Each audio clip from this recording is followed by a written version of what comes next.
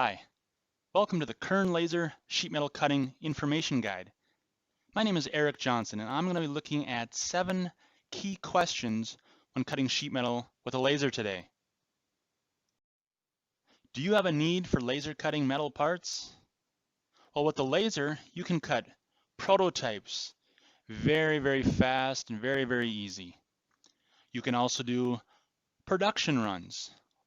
Long runs, big sheets of your metal parts using a production machine. You can do automotive. You can also do aerospace parts. You can also do some very precise medical. You can also do signage, including brackets, signs, engraving, all with the CO2 laser. Today we want to look at these questions. What types of metals can be cut? What type of lasers are used?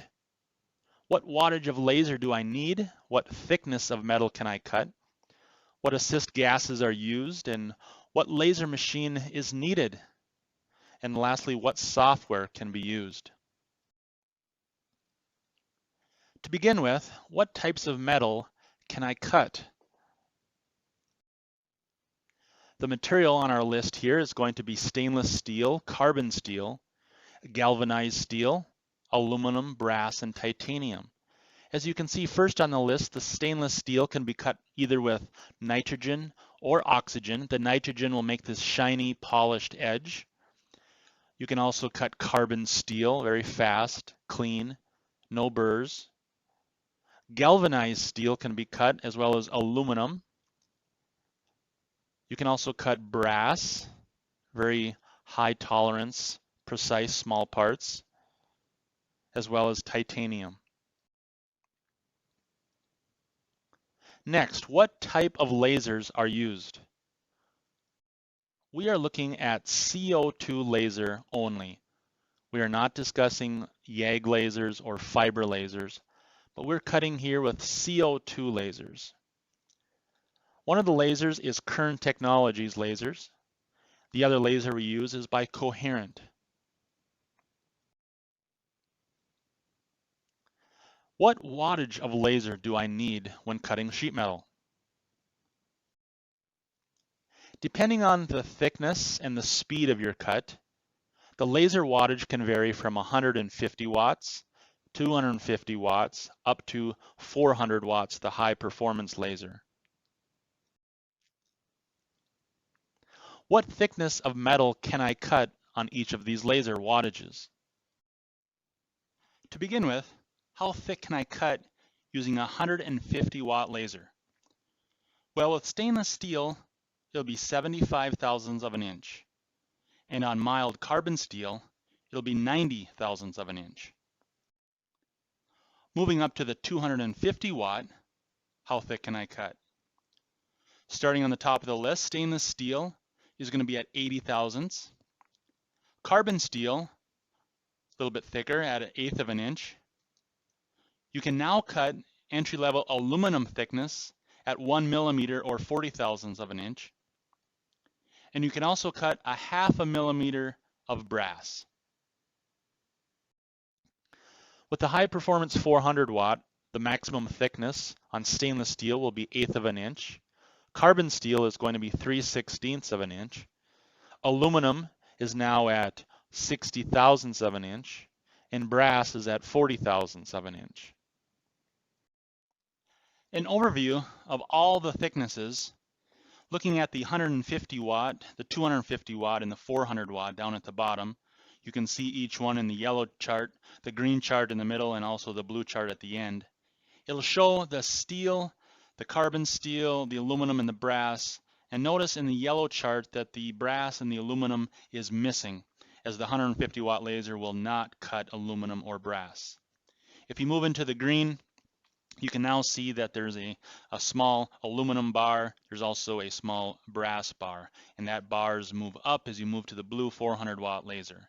You can also see that the tall chart in the yellow, the carbon steel, is at the highest in millimeters. Over on the left side is at just approaching 5 millimeters using the 400 watt laser. The next question to consider is what assist gases are used? When cutting very thin metal, you can use compressed air. When you get into thicker metals, you'll want to use oxygen. When you get into stainless steel cutting, you can also apply nitrogen as your assist gas.